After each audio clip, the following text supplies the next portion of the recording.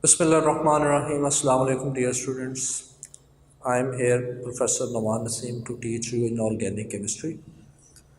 And as you know that we have already discussed the topic 1, which consists of acid-base concept.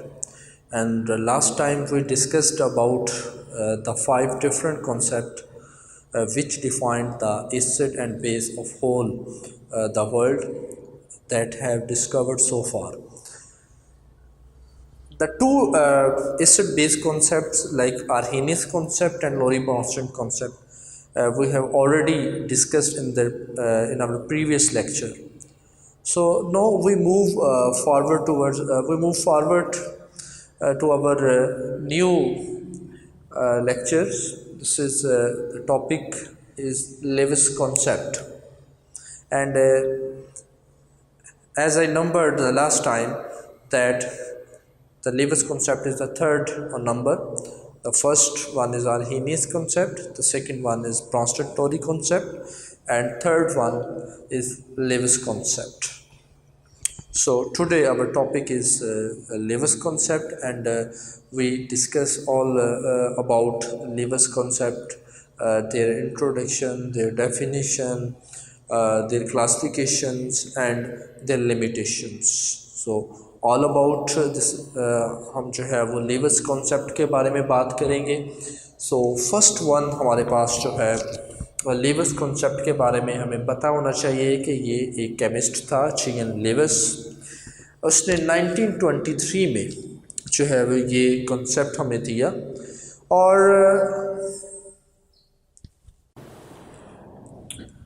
और जिस concept की हम बात कर रहे थे लेविस कंसेप्ट, और ये कंसेप्ट जो है वो बाकी जो दो कंसेप्ट जो कि हम पहले पढ़ चुके हैं उनसे डिफरेंट है. डिफरेंट इस वजह से है, अगर आपको याद हो तो पहले जो दो कंसेप्ट था आर्हेनियस और जो ब्रॉन्स्टेड-लॉरी कॉन्सेप्ट है वो हमें बता रहे थे कि एसिड वो होता है जो H+ आयन जो है वो डोनेट करे और बेस वो होते हैं जो OH.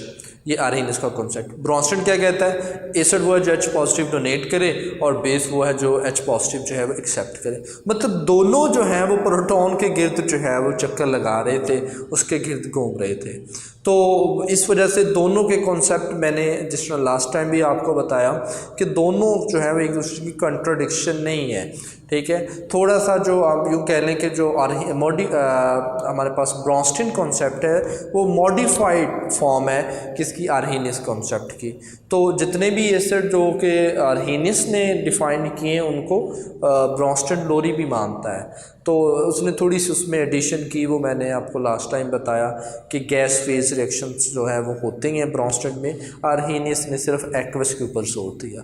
तो ये जो बंदा था, ये जो चियन लेविस, ये टोटली उनसे डिफरेंट था. इसने कहा कि जी आप प्रोटॉन वाले चक्कर से बाहर निकलें और कुछ नया सोचते हैं, कुछ नया करते हैं.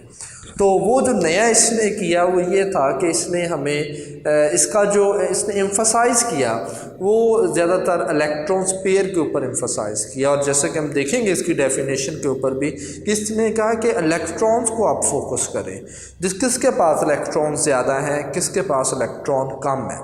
तो इनको देख के हम एसिड और बेस को डिफ़ाइन करते हैं. आप प्रोटॉन और इससे रिलेटेड हाइड्रोक्साइड आयन इससे बाहर निकलें.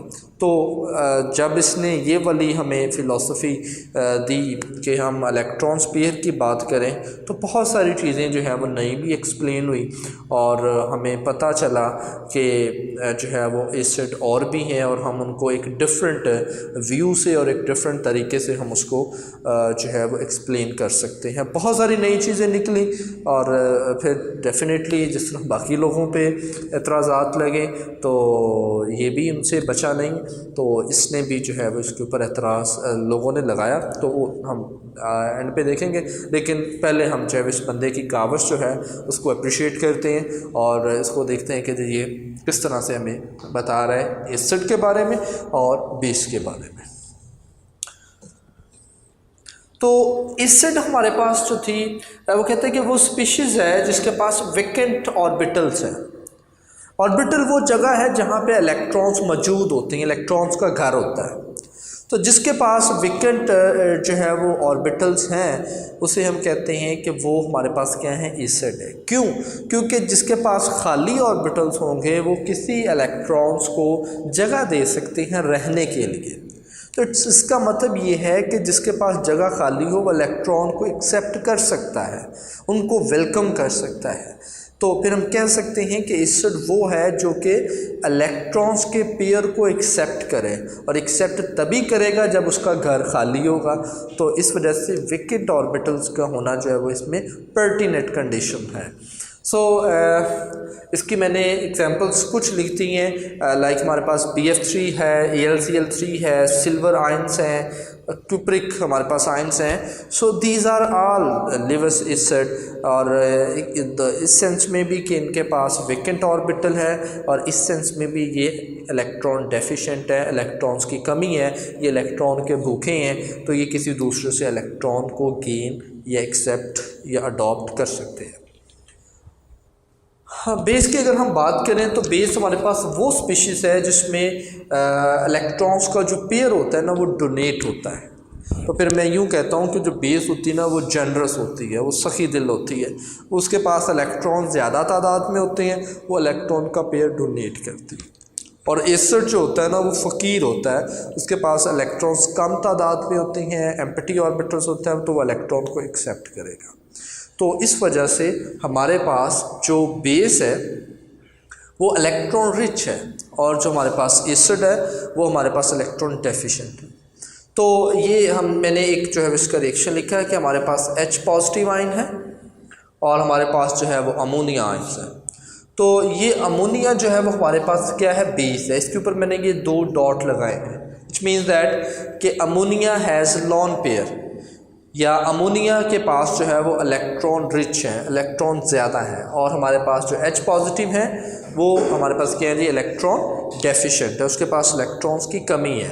तो ये हमारे पास क्या होगा, एसिड है, और जिसके पास इलेक्ट्रॉन ज़्यादा है वो हमारे पास क्या होगा, बेस है।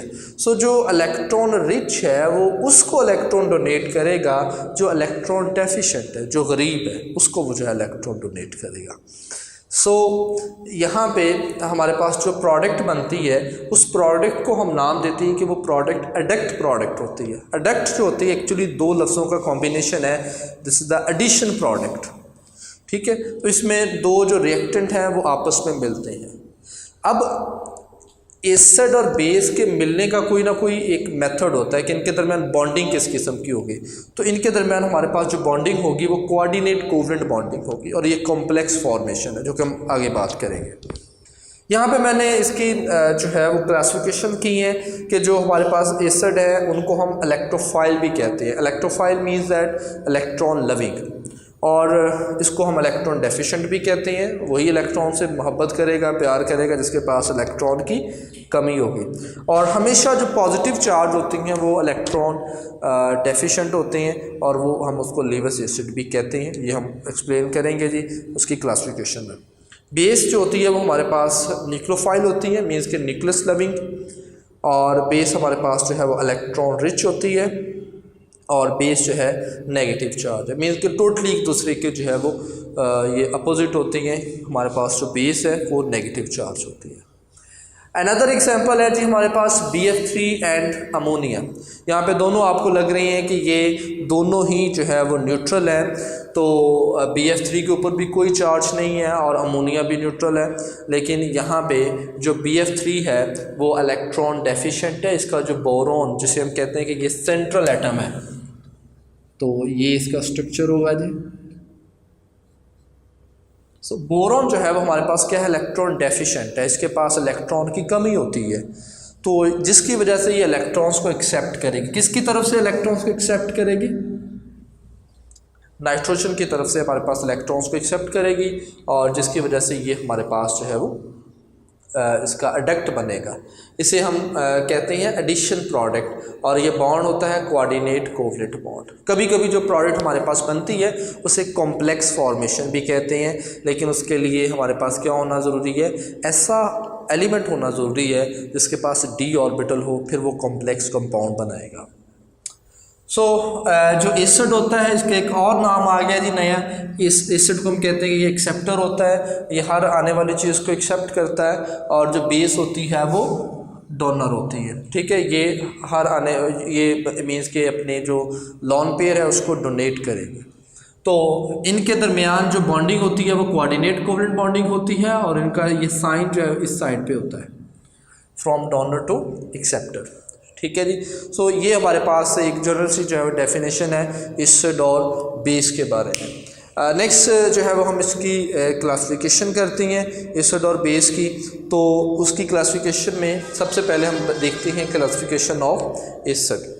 सो एसिड कौन से होते हैं जी, इसकी मैंने ये टोटल 5 हमारे पास जो है ना इसकी क्लासिफिकेशन है कि इन सब को हमने देखना है, सारे फैक्टर्स को देखना है, फिर ही हम जो है किसी एसिड को जो है एक्सप्लेन कर सकते हैं। ज़रूरी नहीं है कि सारे फैक्टर्स जो हैं वो इसके ऊपर अप्लाई हो, अगर एक फैक्टर भी जो है उसके ऊपर अप्लाई हो रहा होता है तो हम उसको एसिड कहते हैं। तो सबसे पहले जो है हम कहते हैं कि एसिड वो मॉलिक्यूल है जिसके पास सेंट्रल एटम होता है, और वो सेंट्रल एटम इनकम्प्लीट ऑक्टेट होता है। ऑक्टेट क्या है? ऑक्टेट एक्चुअली एक पैरामीटर है स्टेबिलिटी का, कि अगर हमने किसी भी कंपाउंड्स को देखना है कि ये स्टेबल है तो हम देखते हैं कि वो उसका ऑक्टेट कंप्लीट है या नहीं। ऑक्टेट 8 को कहते हैं, और जब हम ये कहते हैं ना कि किसी भी ऑर्बिटल्स के आखिरी शेल में अगर 8 इलेक्ट्रॉन आ जाए तो वो स्टेबल है। और ये यूनिवर्सल नहीं है, कुछ ऐसे भी हैं जो कि मतलब इसको फॉलो नहीं करते, लेकिन जनरली जो है हम बात करते हैं कि octet is a parameter to measure the stability of element, तो सॉरी कंपाउंड। तो हमारे पास जो सेंट्रल एटम होता है, सेंट्रल एटम यहाँ पे जैसे मैंने ये आपको एग्जांपल दी, तो यहाँ पे सेंट्रल एटम हमारे पास बोरॉन है, बाकी जो इसके एटम होते हैं वो सराउंडिंग एटम होते हैं। तो सेंट्रल एटम का इनकम्प्लीट ऑक्टेट अगर होगा, यहाँ पे अगर हमारे पास इसका ऑक्टेट इनकम्प्लीट होगा, मतलब कि लेस देन 8 होंगे। इनकम्प्लीट होने से मुराद है कि हमारे पास क्या होंगे जी, लेस देन 8 इलेक्ट्रॉन्स होंगे। सो अगर हमारे पास लेस दैन 8 इलेक्ट्रॉन्स होंगे तो उसे हम कहेंगे जी ये क्या होगा, ये इलेक्ट्रॉन डेफिशिएंट है, इसके पास इलेक्ट्रॉन की कमी है। तो जिस तरह मैंने यहाँ पे एग्जांपल दी कि हमारे पास एल्यूमिनियम है, एल्यूमिनियम क्लोराइड, और हमारे पास अमोनिया।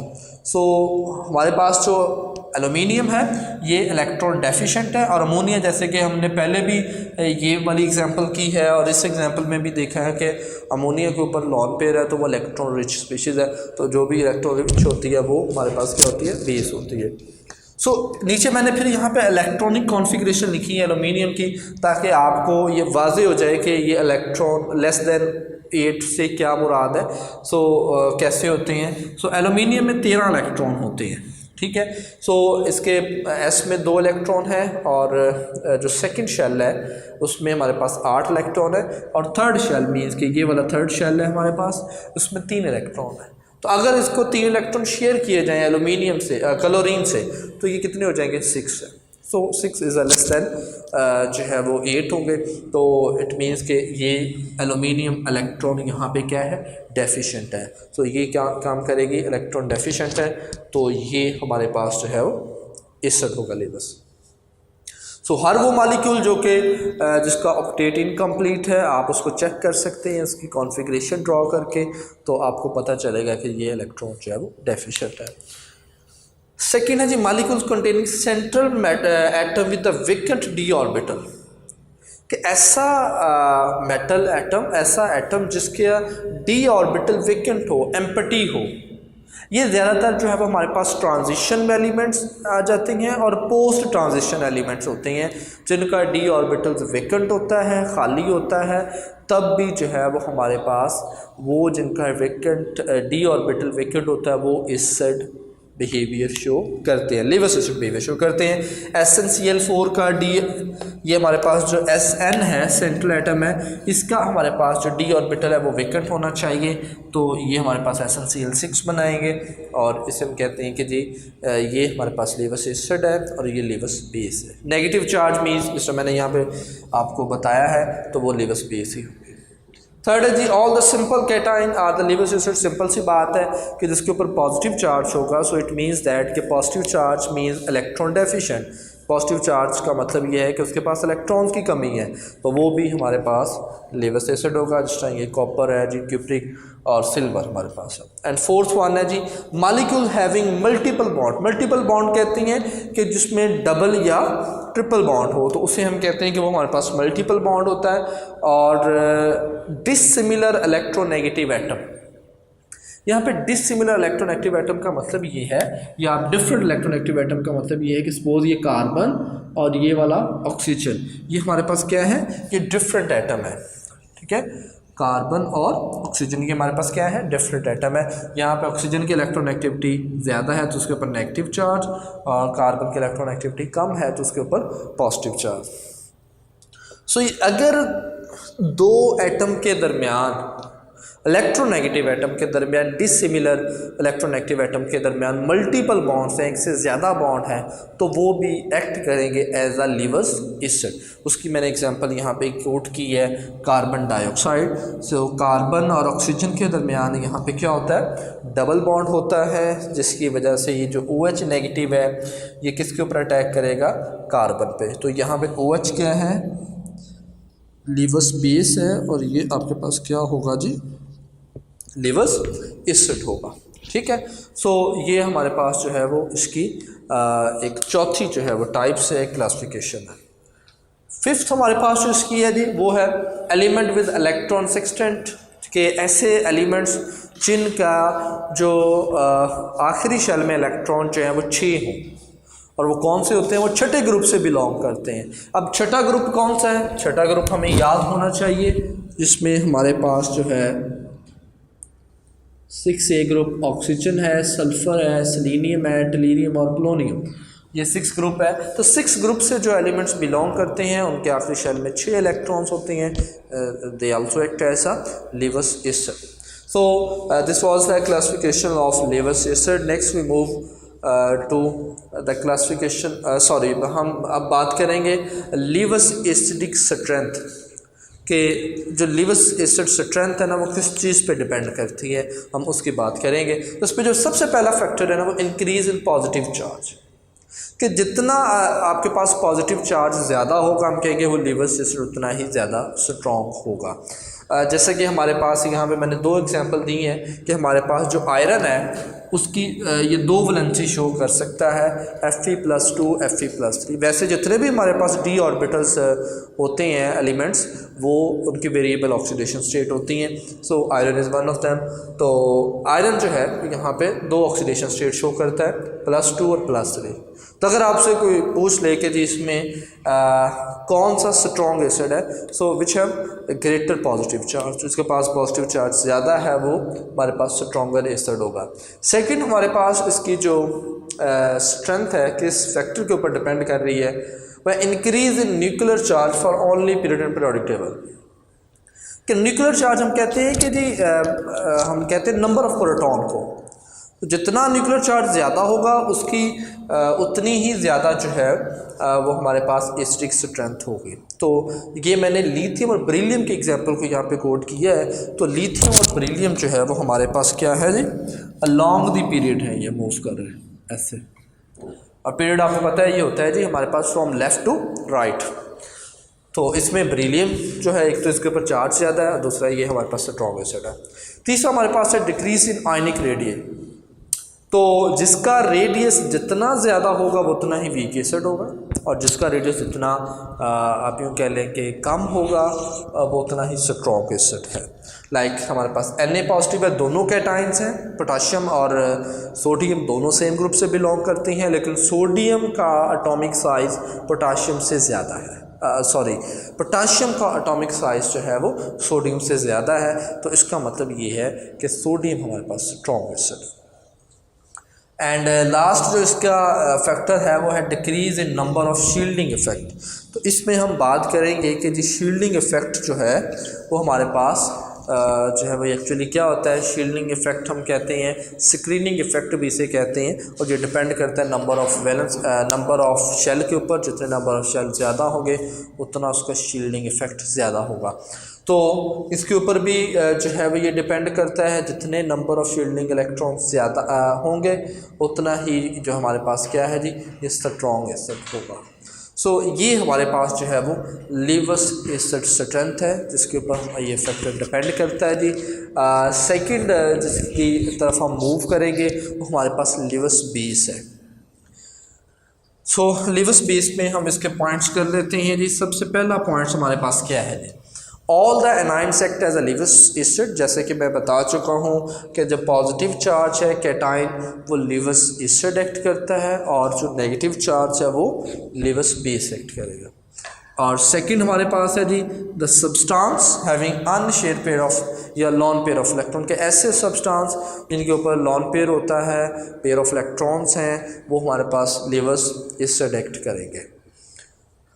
एंड थर्ड वन हमारे पास, इसकी एग्जांपल हम ये बहुत सारे कर चुके हैं, अमोनिया है, ठीक है, वाटर है, तो बहुत सारे जो हैं वो हमारे पास as a Lewis base act करेंगे। थर्ड है जी compound containing carbon carbon double bond, कि ऐसे कंपाउंड जिनमें कार्बन कार्बन डबल बॉन्ड होता है। यहाँ पे देखें इस फैक्टर में ये वाली जो इसका क्लासिफिकेशन है और इस क्लासिफिकेशन में थोड़ा सा सेम जो है ये है कि यहाँ पे हम कहते हैं कि मल्टीपल बॉन्ड हो और वो डिफरेंट एटम के दरमियान हो, इलेक्ट्रॉन एक्टिव एटम के दरमियान, तो वो हमारे पास क्या होगा, लीवस एसिड होगा।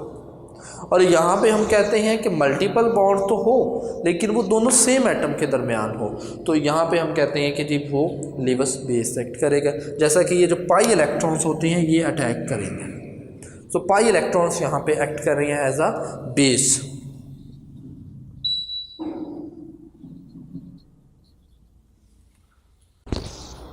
पाई इलेक्ट्रॉन ऐसा एक्ट करेंगे हमारे पास यहाँ पे बेस, और सिल्वर चाहिए जिससे कैटाइन है ये एसिड के तौर पर। एंड फोर्थ है compound like carbon monoxide, nitrous oxide etcetera can form a pi complex with a metal also act as a Lewis base.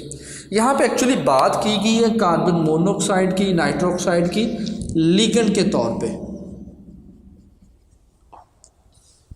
जब कॉम्प्लेक्स कंपाउंड बनते हैं तो उसमें दो चीज़ें जो है वो होना ज़रूरी है, एक हम कहते हैं सेंट्रल मेटल एटम और दूसरा हम कहते हैं लिगेंड। लिगेंड वो चीज़ होती है जिसके पास लॉन पेयर ऑफ इलेक्ट्रॉन्स हो या नेगेटिव चार्ज हो, और सेंट्रल मेटल एटम वो चीज़ है जी, वो एलिमेंट है जो कि उन इलेक्ट्रॉन्स को जगह प्रोवाइड करे, क्योंकि सेंट्रल मेटल एटम का डी ऑर्बिटल वेकेंट होता है तो वो उनके इलेक्ट्रॉन्स को जो है वो एक्सेप्ट करेगा, और जब उनके इलेक्ट्रॉन को एक्सेप्ट करेगा तो हमारे पास कॉम्प्लेक्स बनेगा। तो वो कहता है कि वो जो लिगेंड है कार्बन मोनोऑक्साइड और नाइट्रस ऑक्साइड, ये एक्चुअली यहाँ पे एक्ट कर रही हैं एज अ लीवस बेस, क्योंकि ये प्रोवाइडर हैं, ये डोनर हैं, इन्होंने इलेक्ट्रॉन डोनेट करने हैं। किसको डोनेट करने हैं? सेंट्रल मेटल एटम को डोनेट करने हैं। सेंट्रल मेटल एटम हमारे पास क्या हो सकता है? पॉजिटिव चार्ज, जिस तरह यहाँ पे ये हमारे पास एग्जांपल है जी SnCl4, तो ये कॉम्प्लेक्स बना है, यहाँ पे ये सेंट्रल एटम है, ये हमारे पास लिगेंड के तौर पे काम कर रहा है और ये कॉम्प्लेक्स बनाएगा। तो इसका मतलब है कि हम ये कह सकते हैं कि ligand also behave as a Lewis base. So ये हमारे पास इसकी क्लासिफिकेशन थी लीवस बेस के बारे में। और जिस तरह हमने बाकियों के साथ किया इसी तरह हम लीवस के साथ भी ये काम करेंगे कि डेफिनेटली जो भी केमिस्ट है या जिन्होंने साइंटिस्ट ने काम किया they all perform very good, और एक नई चीज़, एक नई सोच जो है वो दुनिया को दी, लेकिन फिर भी कुछ जो है वो खामियाँ रह जाती हैं, कुछ इस तरह की चीज़ें होती हैं जिनको वो एक्सप्लेन नहीं कर पाते, तो फिर जो आने वाली रिसर्च होती है वो उनको लिमिटेशन का नाम देती हैं कि इनके ऊपर काम नहीं हुआ, या अगर इस चीज़ को एक्सप्लेन किया गया है तो फिर जो है वो मतलब ये कोई बेहतर नहीं है। तो इस वजह से लिमिटेशन जो है वो डेफिनेटली लीवस की भी है। कोई इसने एक डिफरेंट कॉन्सेप्ट लेके आया था, लेकिन इसके ऊपर भी जो है वो ऑब्जेक्शन लगे कि ये चीज़ें जो है इसकी लिमिटेशन क्या है। सो सबसे पहले हमारे पास लिमिटेशन है कि not provide any information about acid base strength.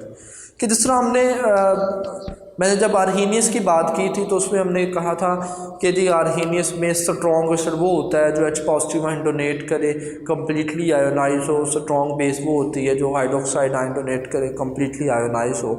तो लिवस ने ऐसा कोई कॉन्सेप्ट नहीं दिया जिससे आप उसकी एसिडिक स्ट्रेंथ और बेसिक स्ट्रेंथ को जो है वो एक्सप्लेन कर सकें, ठीक है, या डिफाइन कर सकें। दूसरा जो इसमें फैक्टर था वो ये था कि it fail to tell us whether the salt formation are related to the acid base behaviour. एक बड़ा जो है वो आप यूँ कह लें कि एक मशहूर जो है वो नारा है कि जी हमेशा एसिड और बेस मिल के जो है ना वो साल्ट और वाटर बनाते हैं। बहुत सारे आप वाक़फ़ होंगे, छोटी क्लासों के बच्चे को भी पता होता है कि जी जब भी एसिड और बेस मिलें तो हमारे पास साल्ट और वाटर बनता है।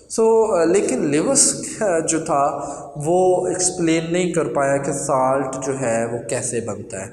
अगर हम बाकी जो पिछले हमने दो कॉन्सेप्ट देखें उनकी बात करें तो वो कॉन्सेप्ट जो थे ना, जैसे कि HCl है और NaOH है, तो ये हमें बता रहे हैं कि ये NaCl बनेगा प्लस वाटर बनेगा। अब देखिए ये एसिड है और ये हमारे पास क्या है जी, बेस है। ये हमारे पास क्या है जी, बेस है।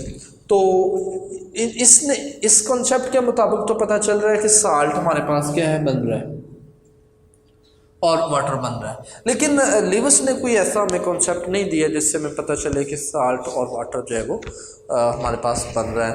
तो ये फेल हो गया जी इसको एक्सप्लेन करें। तीसरा इसमें जो फैक्टर, इसका जो लिमिटेशन थी वो था normal acid base reaction are fast.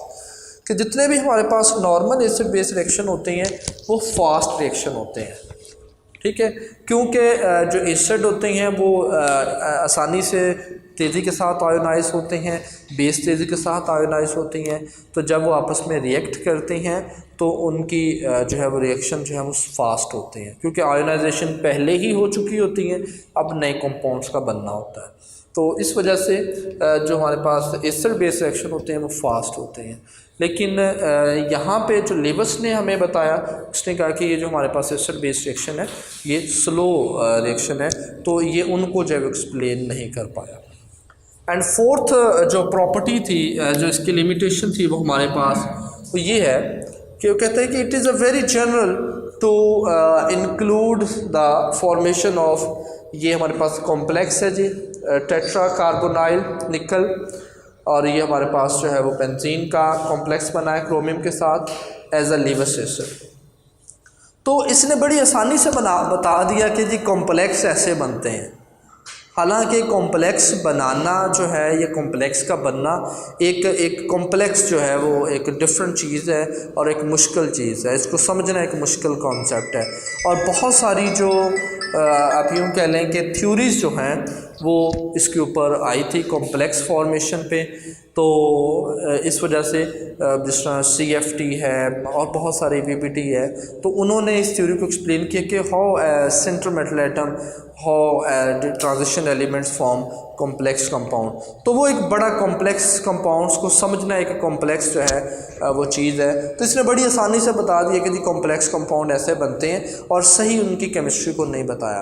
हालांकि बहुत सारी थ्योरीज और बहुत सारे साइंटिस्ट ने कॉम्प्लेक्स कंपाउंड्स के फॉर्मेशन पे जो है वो काम किया। सो this was the 4 limitations of the lives concept.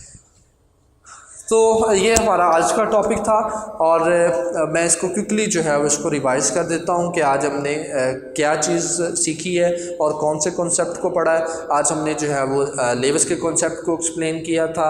इसका एसिड कौन सा होता है जो कि इलेक्ट्रॉन्स का पेयर डोनेट करे, और बेस कौन सी होती है जो इलेक्ट्रॉन का पेयर एक्सेप्ट करे। बेस हम कहते हैं कि जो इलेक्ट्रॉन का पेयर जो है वो डोनेट करे, और एसिड हम कहते हैं जो इलेक्ट्रॉन का पेयर एक्सेप्ट करे।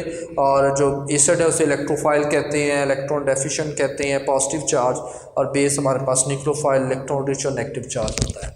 और ये हमने एग्जांपल इसकी दी। उसके बाद हमने इसकी क्लासिफिकेशन की कि वो मालिक्यूल जिनका ऑक्टेट इनकम्प्लीट होता है वो एसिड होते हैं, जिनके पास वैकेंट डी ऑर्बिटल होता है वो एसिड होते हैं, जिनके पास सिंपल कैटाइन है वो एसिड होते हैं, multiple bond with different electronegative atom वो एसिड होते हैं, और लास्ट वन हमारे पास जिनके पास 6 इलेक्ट्रॉन्स होते हैं आखिरी शेल में वो एसिड होते हैं।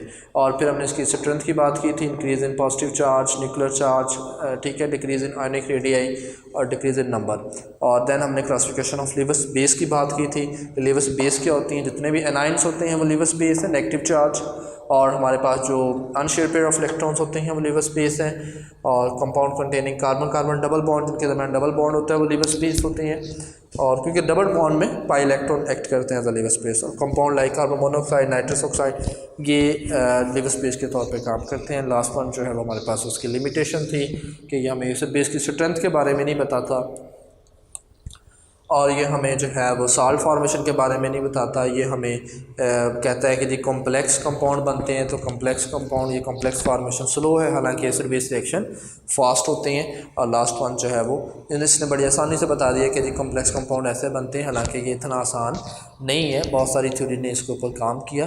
तो इस वजह से लीवस जो कॉन्सेप्ट था उसकी लिमिटेशन भी है, लेकिन एक डिफरेंट परसेप्शन थी इसने दी। तो ये this was all about our today topic. और अगर आपको इसके मतलब कोई भी क्यूरीज़ हो, किसी भी किस्म का जो है वो कोई प्रॉब्लम हो, तो जो हमारा लाइव सेशन होगा, लाइव डिस्कशन होगी, उसमें आप जो है वो फ्रेंडली और फ्रीक्वेंटली जो है वो उसमें पूछ सकते हैं। सो अल्लाह हाफिज़।